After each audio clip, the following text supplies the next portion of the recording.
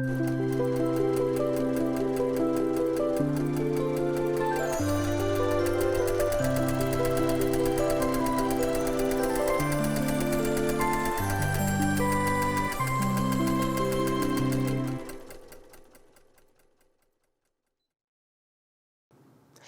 everyone, welcome to Weekend Project. I'm Laura Lynn of the Mom and Pop Quilt Shop, and we're very happy to see you here today. Today we're going to celebrate Christmas in July.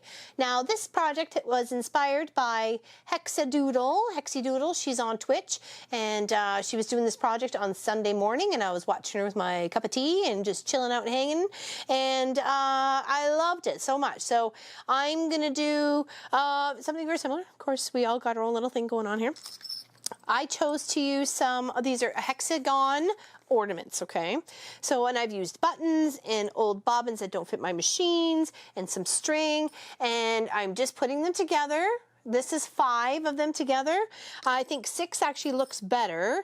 And of course you can use buttons on the bottom. You can do whatever you like. You can, if you even have like little bobbins here that like Walt doesn't like them in his machine. So I just, you know, I'll use this to make a little noise. There's a variety of strings and anything like that. You could use some clips to hold your little bits together.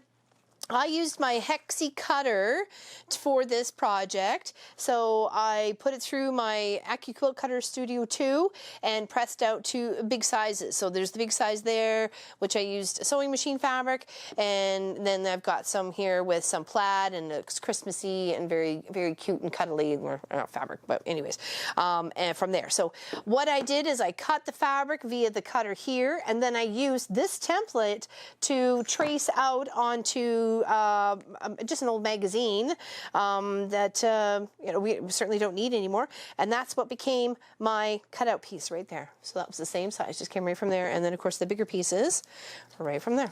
Okay, just use that as the inside. Okay, as my paper template. So super easy. Okay, so we'll move those over there.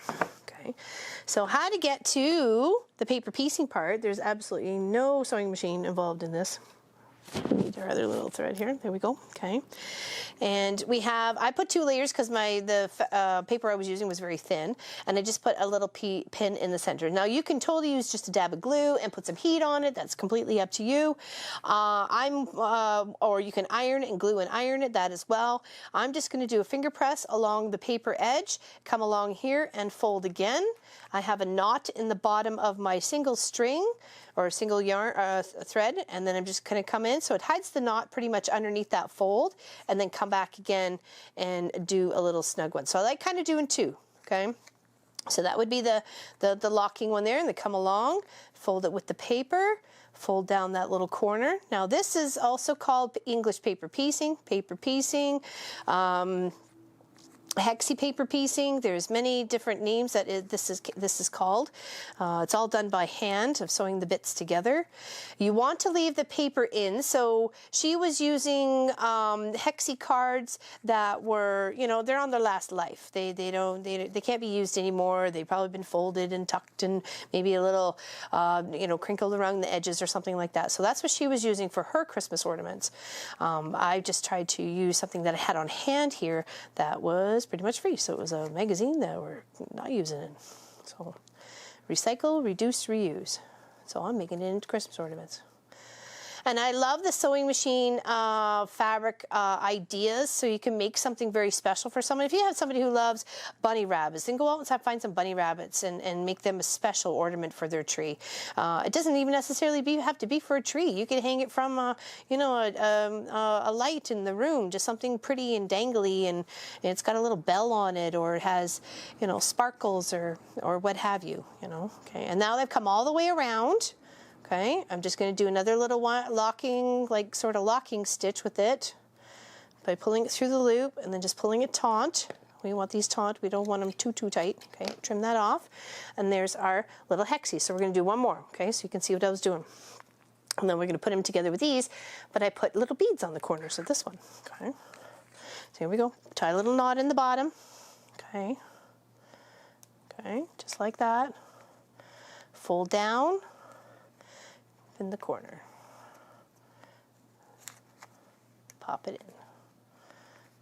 Okay. Oops, do 2. See, that's why I do 2, so to to try and keep it all together so it really gets that precise sharp corner. Okay. All right, there we go. First one doesn't count because I'm just locking the knot in. All right, there we go. Okay, cool. And around again. And this is a great little thing you can take on the road. You could sit in your favorite rocking chair. You could, you know, watching the world go by on the front porch or from the cottage or the trailer or what have you. I think this would be something to definitely kind of keep you occupied. You could probably get a couple little helpers on this, making some cute little Christmas stuff or just regular, you know, everyday little fun stuff to hang around the house. Okay. Make something to make off the handlebars of the bikes. So, okay, so that's all the way around. Kind of put a little locking one there. Do a little loop one there. I think I forgot the loop part. There we go. Okay. And then trim. Okay.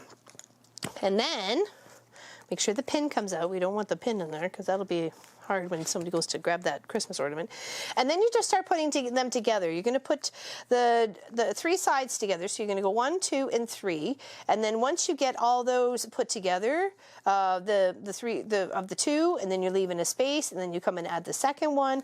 So let's finish off this here. Looks like we just need to do that. And I'm going to do this one with a blanket stitch. Okay. So first we need to hide our knot. So we'll come right in between.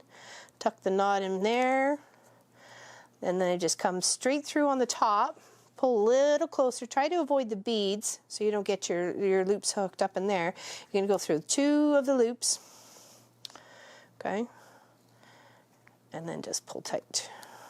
Okay, there we go. And again, come up 2 and loop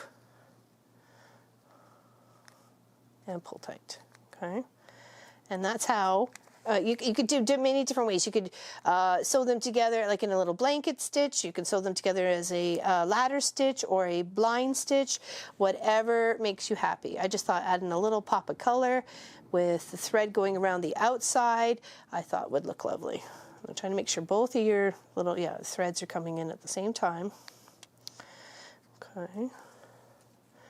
And you could also use embroidery floss with this, but this would be very pretty. You could use maybe some decorative threads, some gold threads or silver threads that you've had for a while.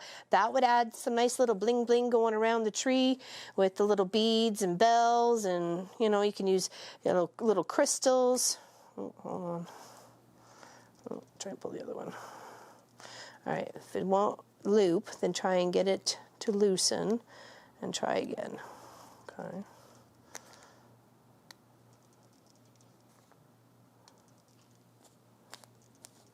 Camera's making noise. Okay, anyways, pop that over there. Okay, so let's finish off this one. What did I do with my tie? There we go. Let's finish off this one, and then I'll show you how you get the little